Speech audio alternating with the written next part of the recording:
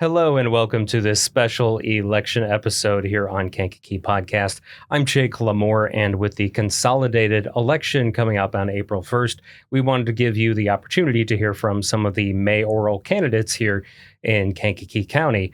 And there are two candidates running for the Manteno mayoral race right now, and one of them being Annette LaMore. Welcome, Annette. Hi, Jake. So just to get this right out of the way before anything else, I'm sure you know what I'm going to say. Yes, I do. We have the same last name. Yes.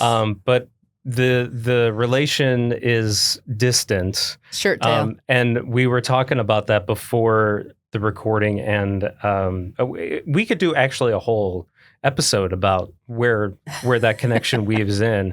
But, you know, I always try to be as transparent as possible as I can in these episodes, Yes. you know, and just to put out there that, you know, it's not like, you know, you're my mom or my grandma or anything like that to where like, hey, vote for grandma, you know, vote for mom. It's pretty distant. It's pretty distant. So, but yes, there is a relation there. So I think your grandfather is my husband's second cousin. something like that. Like it's way back. It's really far back. It is. So let's kind of walk through your life a little bit before we get to the kind of the meat and the potatoes of running for mayor in Manteno. You were born and raised, I can't remember. Were you born and raised in Kankakee County? I was born at St. Mary's, but Okay. I've been in Manteno all my life. Okay. So my parents built a house on Lakeview Drive, and when I was born, they moved into it with 3 sons, and I'm the only daughter. And Are you the youngest of them? I am. Okay. I'm the baby. Are any of your siblings still alive? Yes, I have a brother who lives in South Carolina. Okay. Yes. So what was your maiden name? Cochran. Cochran. And my father was Fred Cochran. He used to be the fire chief in Manteno.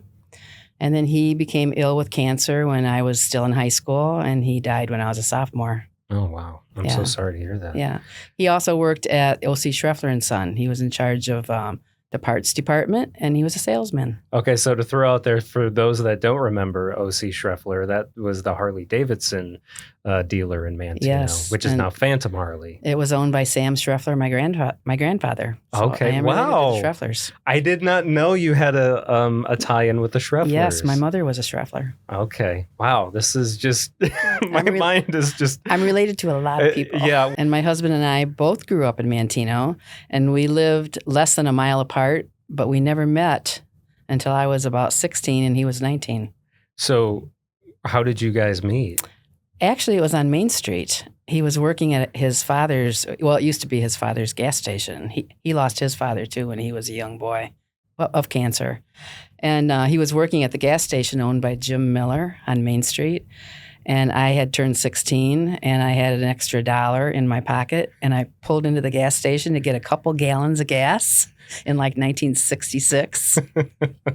And he filled up the tank for me. And it just all went from there. It all started right there. Wow, man. And you guys have been together ever We've been since. together a long time. We've been together really 59 years. Yeah. We've been married 57. I feel like your branch of the LaMore family is one of the most well-known just because of not only what you and Rondi have done. I mean, both of you have been very involved in the community. We have. For a long time. We have. But that seemed to trickle down to your kids as well. Yes. All your kids kind of did the same thing. They took on the attributes of their parents, and they became very involved in the community. I'm quite proud as well. of all the things they've done. Yeah. So I feel like, you know, you've got you've got 4 girls. 4 girls, no boys. No boys. You know, Gina. I'll let you go through the list. Rhonda's the oldest, and she's been a teacher now for over 30 years. And Dee Dee is a mail carrier, and the same thing. She's been delivering mail for over 30 years. She's off work right now on a medical. Lisa, who is a private counselor, but she started out as a teacher, and then she got her master's degree in counseling, and she's up by Milwaukee in Whitefish Bay, Wisconsin. And then, of course, Gina is on Main Street. She started out as a teacher. Yes, she did. Taught special, gifted students, and then ended up at McNamara High School for 10 years as the director of admissions. And through a course of events and a few other jobs, she ended up becoming a real estate agent and then became a broker. And now she's got her own shop on Main Street. Right. And that's been going on for, I think, at least 10 years. At least having her own She's had her own shop since I think it was 2018.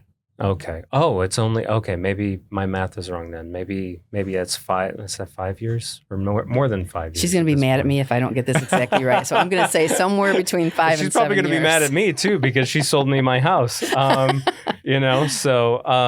But yeah, it's just, it's cool to see how involved they are in the community as well. So I guess this is not the first time that you've held or that you're seeking office. No. You were a trustee at least once before. I ran in 2009. I was elected. In fact, I beat out Joel Geske. And I was a trustee for 4 years. And then at the end of that time, I had so many grandchildren by then. We had 8 grandchildren. And we felt like we were missing out on a lot. And so I decided not to run for a while. I took the time off. Even though the interest was there, I put it on the back burner. You just did the 1 year or the 4 year, I did one term. Okay. And I'm trying to remember, what were you ahead of as a trustee at that time? I was general government. Okay. And my secondary was planning and zoning. So what were some of your accomplishments or things that you helped spearhead when you were in office? I had a lot of meetings about, immediate events that were going on in the community and the direction we were heading. I know there was one meeting, and I don't remember all the things on the agenda, but it was very important to me. And at that time, Bill Burns, who used to be a journalist for the Kankakee Daily Journal, he had a little office in Manteno. And I went to talk to him once in a while, and I would keep him, up to date on what was going on in the village. And he came to that meeting. It was an evening meeting. And when he walked in, everybody was so shocked. The newspaper came to one of my meetings.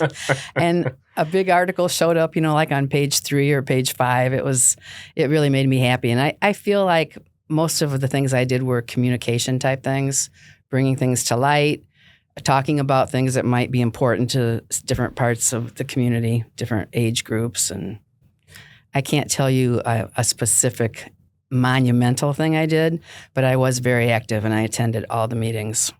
I guess I got a little bit ahead of myself, but what made you want to run that for trustee that first time? My neighbor, Sandy Hartman, was battling a few things in the village. She didn't want them to sell the water system. And I got involved then. And then when it was time for the next election, she says, Annette, you just have to run. And she kind of talked me into it. And then she was ill and she passed away. And it was one of those promises, I will do it, Sandy, don't worry, I will do it. So she did pass away before I ran and I was elected. And I felt, like she was probably smiling down on me. And she's probably smiling down on me now too, because she really wanted me to get involved. And I enjoy it. I really do enjoy it. So getting, I guess, to, that's 2009, and then that would have been, 2014? Till 13. Till 13. Yeah. It's quite a big gap between now and then. It is. Picking up. It's 12 years. Yeah, sort of picking up where you left off, I guess, and so to speak.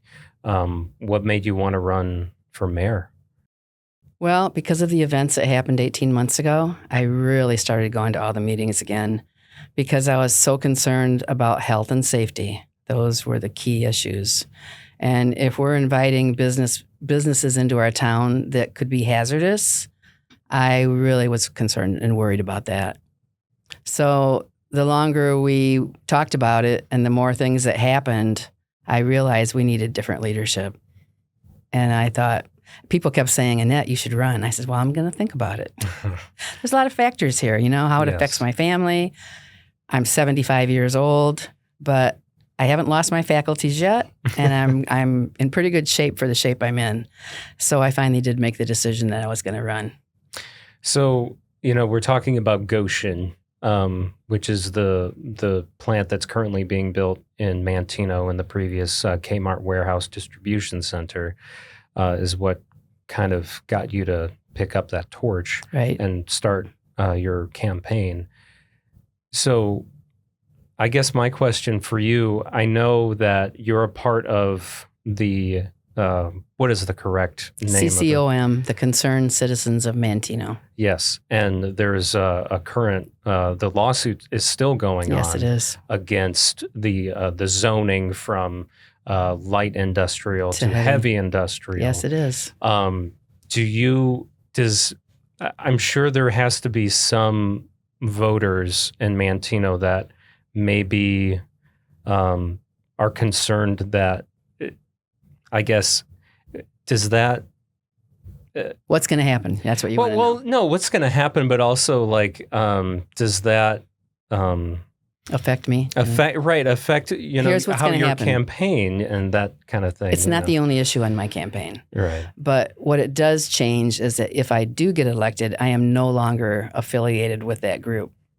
Because since that group is suing the village and Goshen, and now I'm going to be part of the village, I cannot be in two places at the same time. Yeah.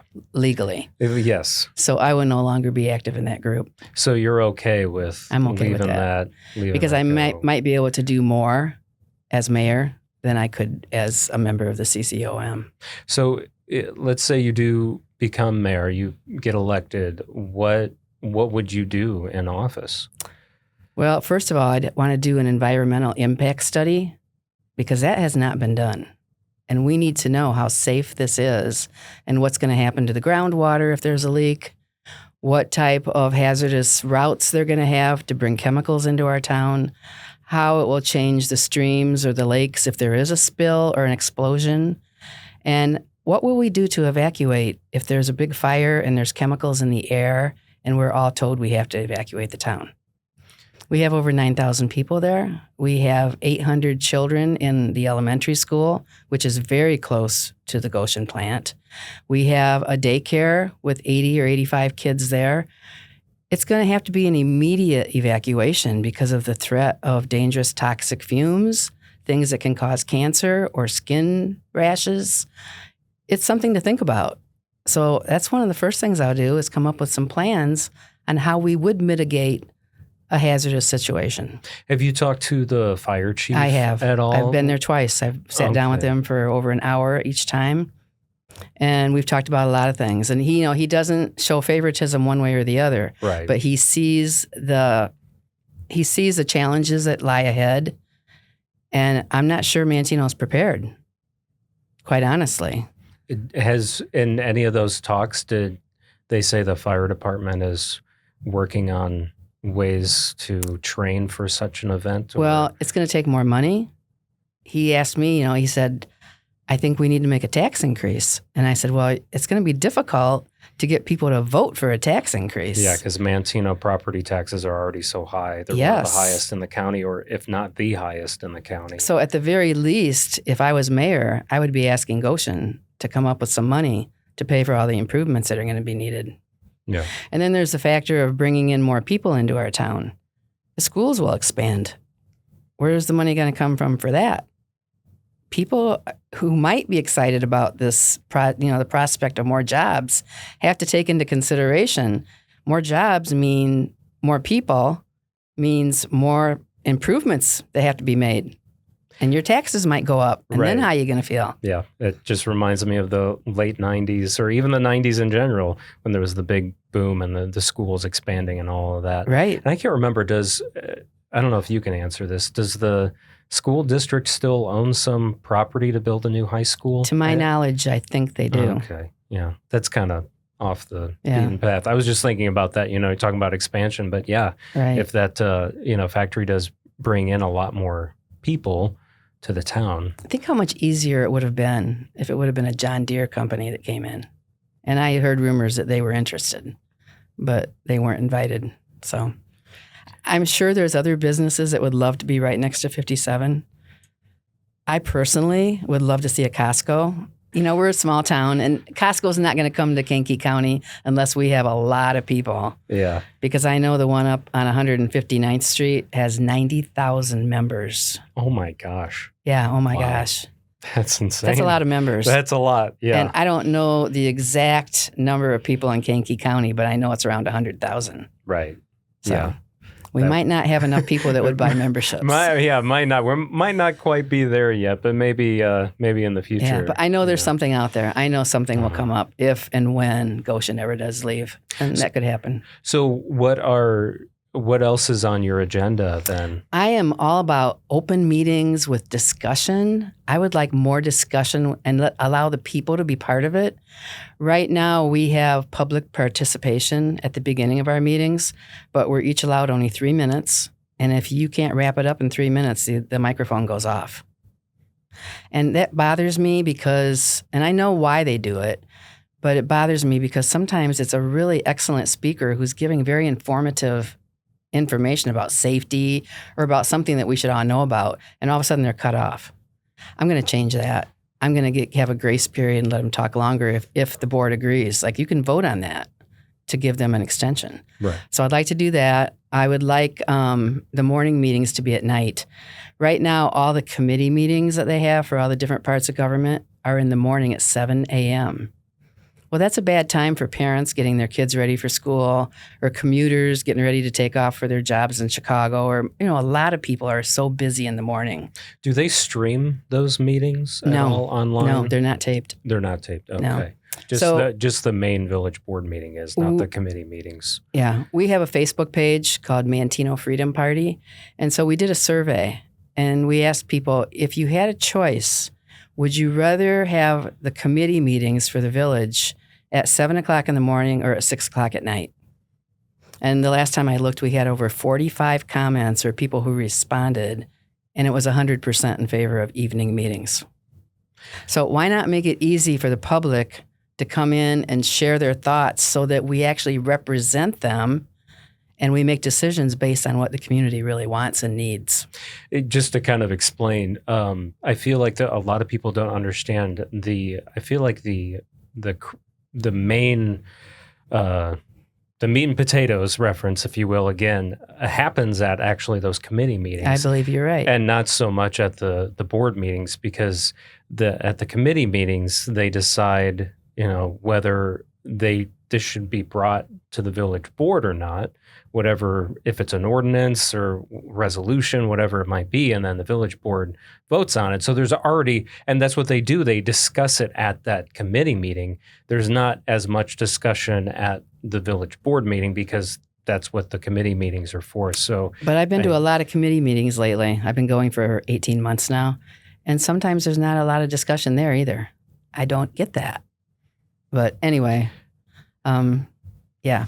Another thing I would like to do is have a village newsletter. Now, we don't have the Manteno News anymore. Correct. There is a Manteno Vidette that comes out of Peatone, but there's not always a lot of information in that, and not everybody subscribes to it. But when I was on the board from 2009 to 2013, I asked for a newsletter that we could mail out. And we never quite got as far as a mailer, but we did have an online newsletter. And so people could go on the village website and see what was in the works, what was coming up, what events were scheduled, what things were going to be voted on. And that was good. But after I left, that kind of went by the wayside. So now I'm thinking that maybe I'll bring it back, and maybe it could be online, but maybe we could also have just a small flyer that we could pass out in town and leave them at the counters in the restaurants and in some of the shops.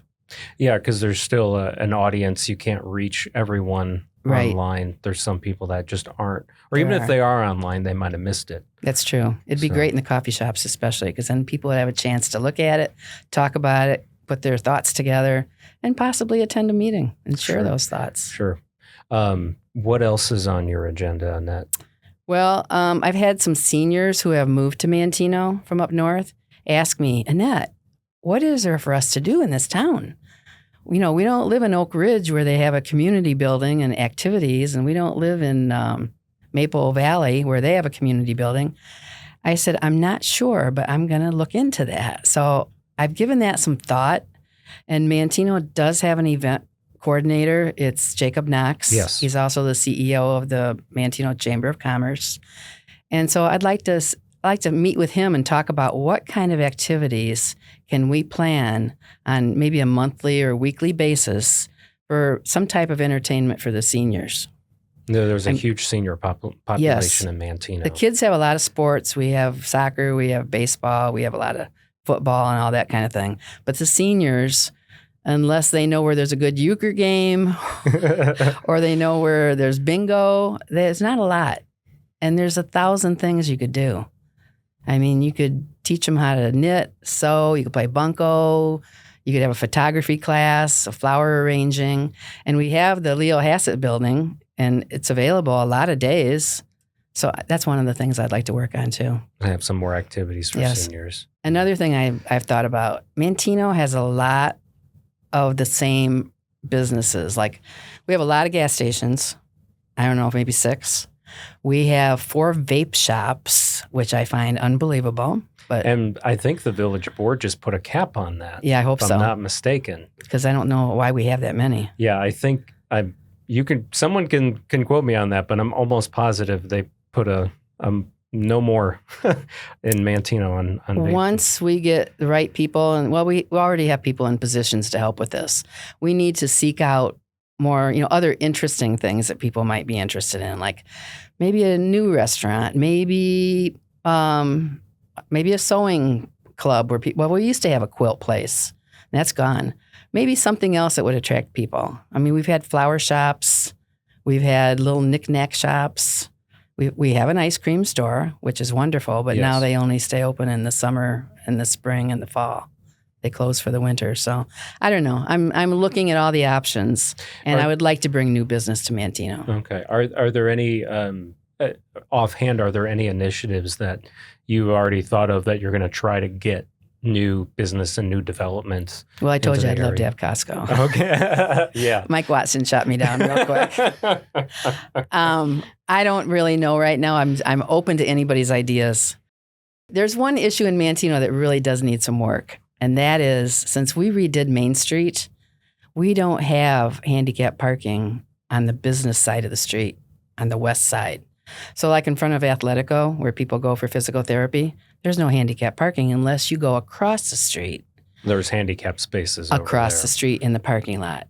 Now, if you're on crutches or you're in a wheelchair or it's snowing or raining outside, that's really difficult. And I've met the owner of the business, and she really wishes that there could be handicap parking on her side of the street. I've talked to an engineer about it, a friend of mine who's an engineer, and there is a way to do it. So I'm planning on really looking seriously into that and making some changes to modify what we have. All right. I guess I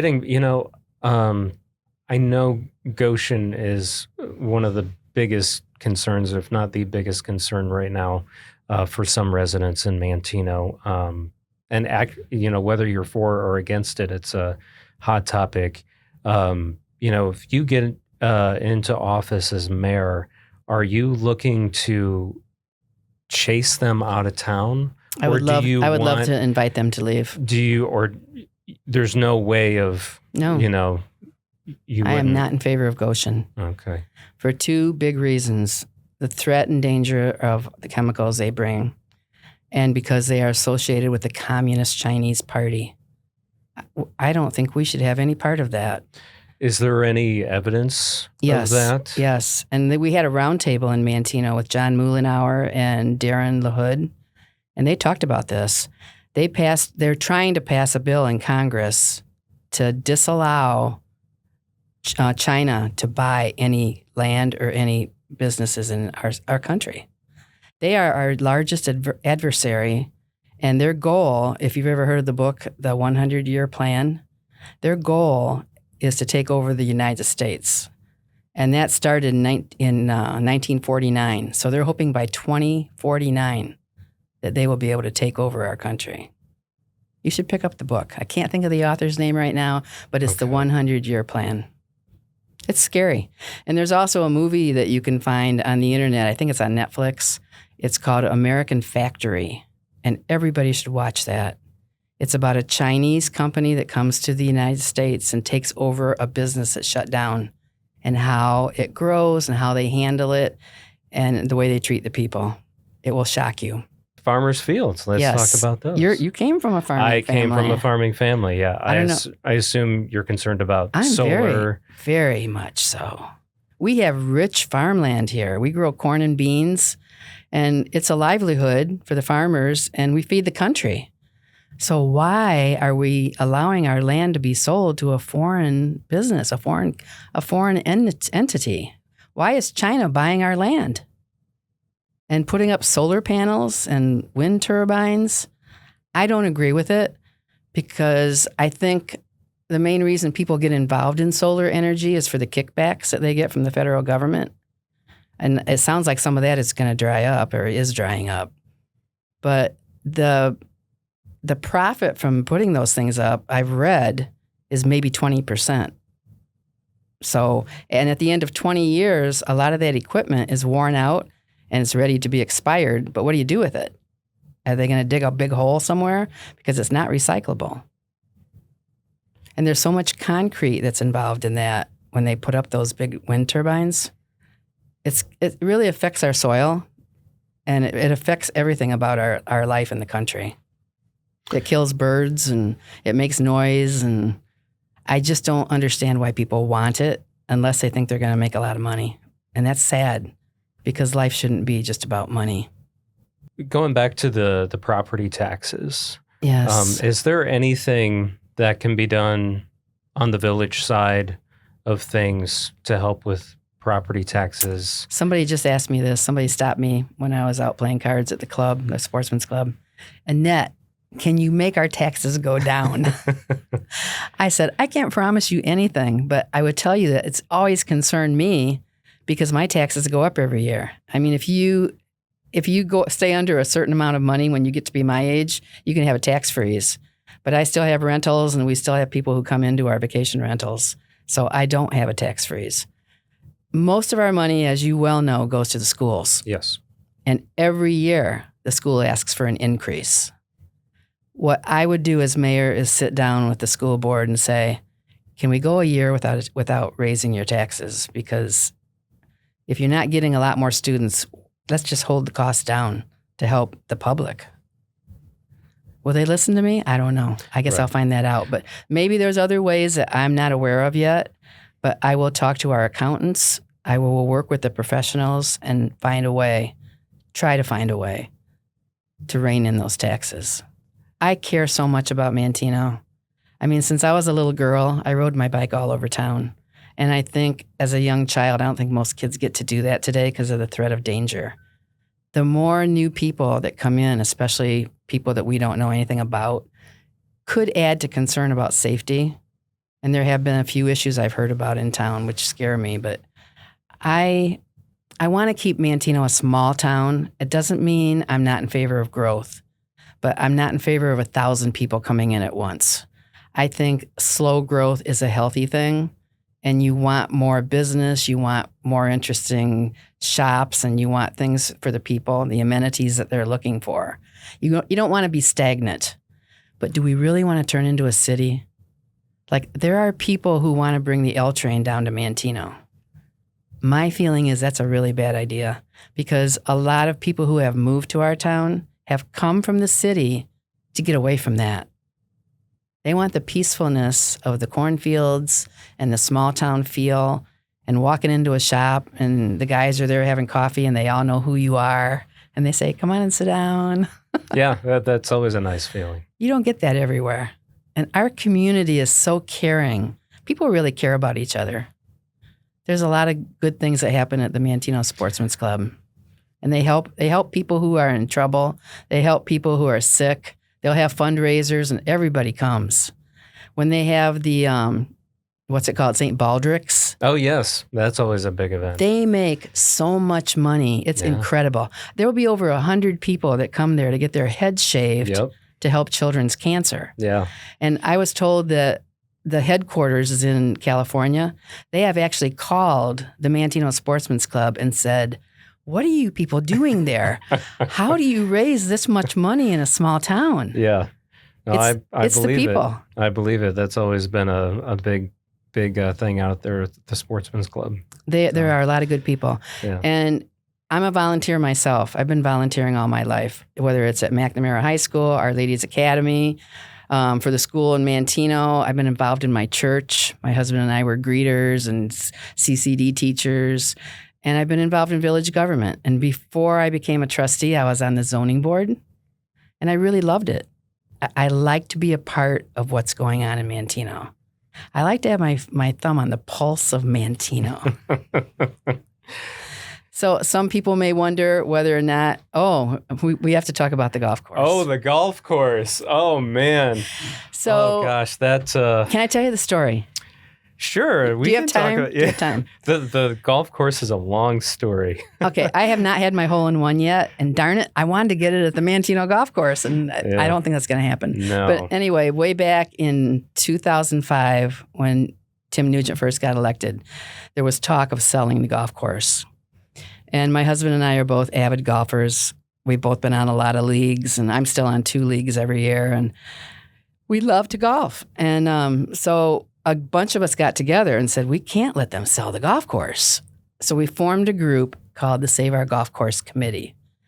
And we had a lot of people interested in supporting us. We got donations. We started having fundraisers. We went to a village board meeting way back in probably early 2006. And we presented the village board with one of those big giant checks for $10,000, money that we raised, which was quite impressive. So Tim Nugent was the mayor. He called us up, had a meeting with a couple of the guys and said, how about this? How about we have you, the Save Our Golf Course people, manage the golf course? Would you do that? We will give you $200,000 startup money, and we'll give you a contract for 10 years. But you can never come back and ask us for more money, or that will break the contract, and then we're going to sell the golf course. We agreed. Now, the mortgage on the building, Jerry Jarvis was mayor when they built the clubhouse. Yes. That cost $1 million. Yeah, it was not cheap. And I remember that. That was built, they started building it in 1999, and it was finished in 2000. So that loan increased because over the next 4 or 5 years, whoever the village was hiring to manage it kept going in the hole. So every year they'd go about $200,000 in the hole until it got up to $2 million. So when I got on the board in 2009, I found out that loan was that had grown to $2 million, and they had it at Municipal Bank. And when I got on the board, I found out when I went to a finance meeting that we were not paying down the principal. And I thought, wait a minute. So I was looking at all the numbers and the paperwork, and all we were paying was the interest on that loan. So after the meeting, I talked to the mayor, and I says, what's going on here? Why aren't we paying down this loan? You've had this loan since, when? The very beginning, like 2000. He said, Annette, I didn't make this loan, and I'm not going to pay it off. And I said, yeah, but your fiduciary duty is to pay down the debt. The village owns this bill. We have to pay it off. So long story short, when we took over, we were offered this 10-year contract, but we didn't have to pay that loan down at all. That was not part of the deal. No. So they kept that debt, and we took the $200,000, painted the building, put new flooring where it was needed, made things better, and had to get a whole new computer system and telephones. And we had some money that we put in the bank for later. We didn't spend all of it at once. But we ended up managing that course. I never was a paid employee ever in 13 years that I was there. But we loved being engaged in it. We loved being part of it. We had a very good board. We had 5 couples from Manteno. Most of them had been Citizens of the Year. It was the Mansfields, Bill and Gussie Mansfield, Dick and Juanita Balgman, Dick and Karen Kozik, Irish and Patty O'Reilly, and Rondi and Annette LaMore. Good people. We all wanted that golf course to be a success because it was a gift to us from the state of Illinois. Right. It formerly belonged to the Manteno State Hospital. Right. 9 holes, right? Yes. Originally.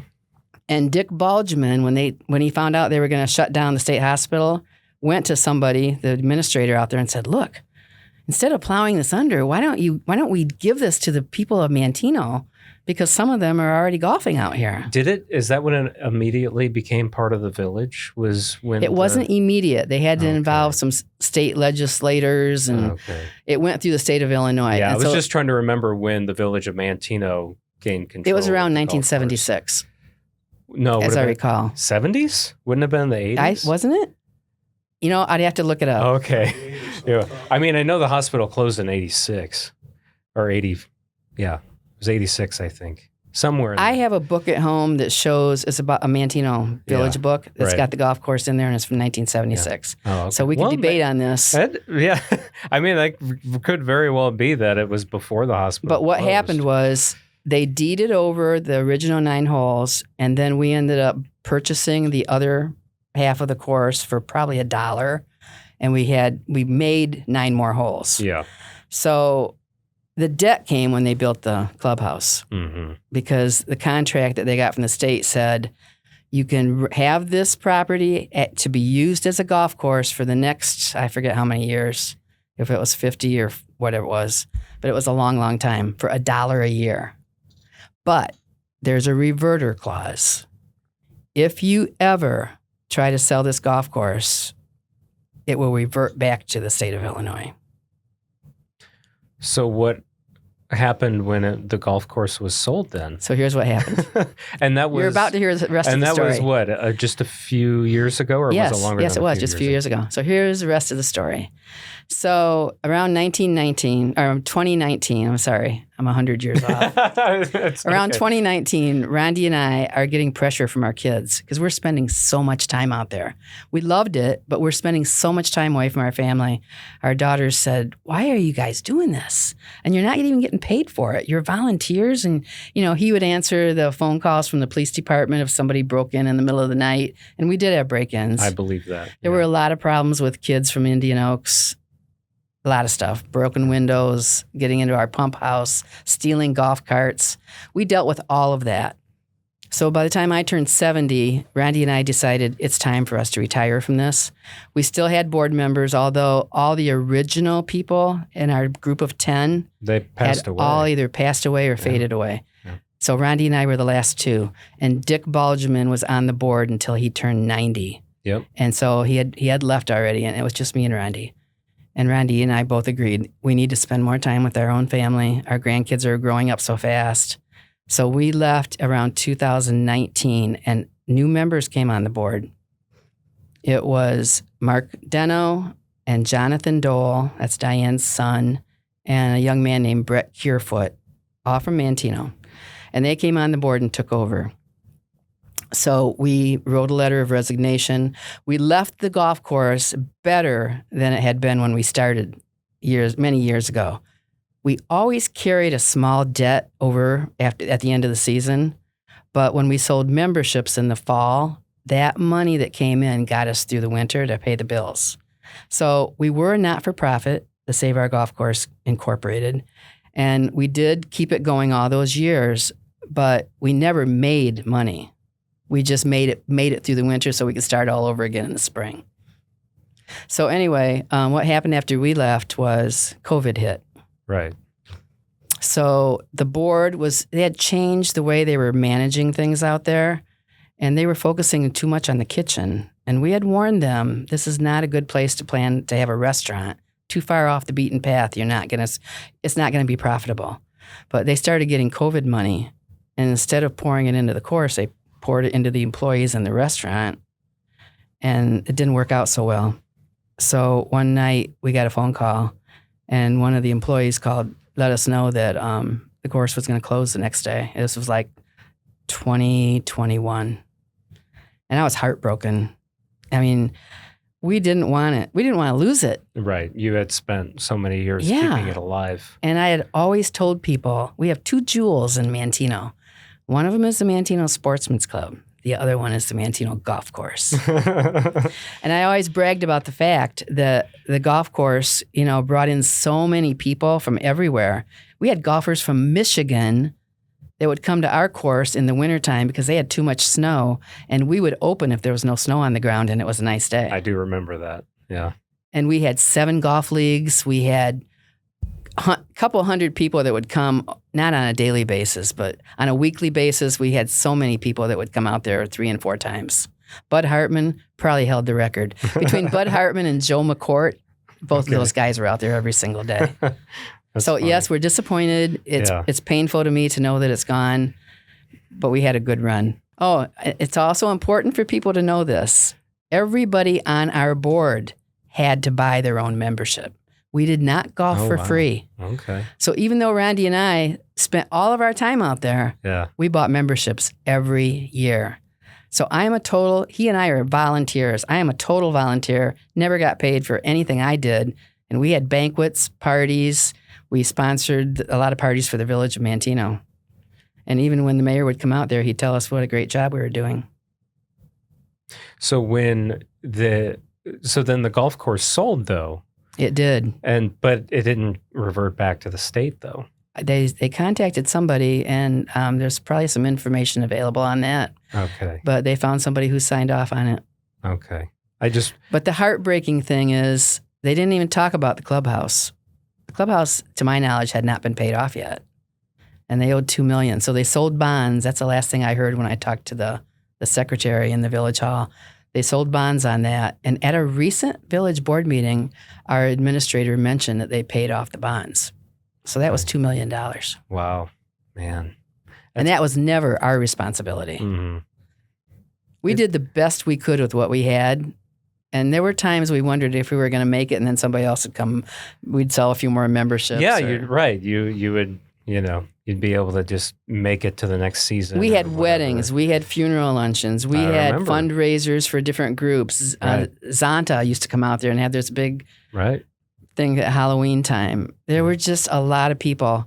And the people that do those tests, I forget what it's called, but they do all kinds of body scans to make sure everything is working. They came out there and did that out there, that lifeline or something. Yeah. A lot of good things happened out there. So I am sad. It's a great memory. And I know 9 holes are still out there, just covered up with a lot of weeds. But the newer part of the course, they tore all the trees out and made it farmland. That's what I thought. Yeah. We recently went out there and visited with the owner of the clubhouse, and he invited us in. Oh, cool. It's beautiful. Yeah. He turned it into his home. Right. I know. Someone lives there now, and it's got to be... It's gorgeous. Imagine. It's mind-blowing to me. I can't imagine how the two of you feel about it, too. It made me feel better in a way because something good came out of that for him. But I still feel really bad because when they decided to, send out... Well, they wanted people to come and pick up a packet and place their bid. Right. They put it up for auction. Yeah. And was it auction? I thought it was auction. Was it not auction? Just bids. Just bids. See, yeah. So there were 11 packets that went out. Only 1 came in. Oh, wow. And that's heartbreaking to me. Yeah.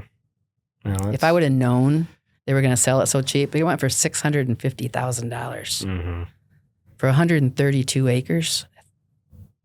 That was a steal. It must, right. I guess there was no demand, I guess. I would have known. I would have found the money and I would have bought it. Right. I would have. Yeah. And other people have told me that. In fact, a lady in Manteno who was a good friend of mine who died shortly after that, I went to visit her before she passed away, and she was wealthy. And she says, Annette, you know that if you would have come to me, I would have helped you. Yeah. Oh, man. Sounds like we need to do a whole episode just on the golf course. We could. But it has a turbulent history. But I want you to know this story for a good reason, because I found out that somebody's spreading a rumor that Annette LaMore ran the golf course into the ground. That is absolutely not true. Well, from all my years of living in Manteno and my family living in Manteno, I can't tell you how many times I've heard I've never heard anyone say that about you, but just so many other people, like so-and-so ran the golf course into the ground. And it always, it didn't matter. It feel like it always went to whichever mayor was in office. I feel like every mayor, whether they were a part of the deal or not, they were pegged, or the whole board was always pegged for running it into the ground. Remember, it's easy to complain. Oh, it absolutely is. But how hard is it to be a good volunteer and go help people? Yeah. We had a lot of volunteers out there. We had people who helped on the grounds. We had one man that showed up one day and he came into the pro shop and I happened to be behind the counter. He said, "Do you guys ever weed whack?" And I said, well, we have a grounds crew that, that if they keep up with all the mowing, then they'll weed whack. He says, well, I really like to weed whack. Could I come out here and weed whack? And I said, well, how much money would you want to be paid? He said, I don't want to be paid. I just want to weed whack. I love to do it. Wow. He says, that's rare. He says, all I care about is that you let me golf when I want to golf. I says, well, how often do you golf? He says, not very often, maybe once every other week. I said, you're hired. He stayed out there for a good 3 or 4 years. And he was there after we left. Wow. And I thanked him over and over. What a nice guy. Yeah. And he made that course look really good. Well, he went around every tree and trimmed all those little stray branches and sprouts. Man. You don't find too many people like that. No, you don't, especially ones that like to weed whack. I hate weed whacking so much. Oh my gosh. I'm going to name his name because he deserves the credit. Okay. His name was Kevin Nelson, and he lived in Peatone. Okay. And he told me one day, he says, my wife thinks I'm crazy for doing this. He says, but it calms me and it makes me so happy. Hey, I said, you know what? It calms me and makes me happy to see you do it. Yeah. Yeah. I said, thank you for being such a good person. Oh, that's wonderful. Are there any other things you want to add? Yes, there is. Okay. Rondi and I really love Manteno. We love it so much we've lived in the same house for 57 years. So it's on Lakeview Drive. I've never moved off that street. So I think I'm one of those rare people. And people have told me, Annette, you're so sheltered. You'd never gone anywhere. But we do travel. We've been a lot of places. I was going to say, you guys travel a lot. And we went to Europe for the first time a couple of years ago. So now I feel like I'm really, I'm not so sheltered as everybody thought I was. But I have a very good husband. He puts up with all my plans. And I'm always planning something and involved in all kinds of things. And I love to bake. So that's about all I can tell you. Okay. Well, Annette, thank you so much for your time and best of luck to you. Thank you. So It was a pleasure. Yeah, definitely. So get out and vote for the consolidated election April 1st, whether you're in Manteno or any of the other towns here in Kankakee County. We encourage you to cast your ballot on April 1st. I know it's April Fool's Day. It is. It is, in fact, Election Day. It's not a joke. We hope you all come and vote. Yes, we want to set a record this year. Yeah, for the most voters. We do need, I feel like it's much more important for the consolidated election than the general election. That's my opinion. But just because, I feel like the town elections affect people so much more than everybody should care. Yeah, absolutely. So thank you again. You're welcome.